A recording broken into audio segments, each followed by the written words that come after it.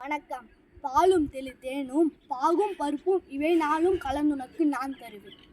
கோலம் செய் தொங்க கரிமுகத்து தூமணியே, நீ எனக்கு சங்கத்தமிழ் மூன்றும் தா. சங்கத்தமிழுக்கு முதன்மையானது சங்க இலக்கியம்.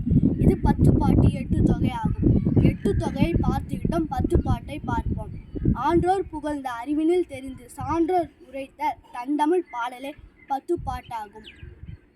வெண்பாக்கள்: முருகு பொருநானூறு 12 முல்லை பெருகு வளமதுரை காஞ்சி மறுவினிய கோல நெடுநல் வாழை கோல் குறிஞ்சி பட்டினப்பாலை கடாதொடு 10.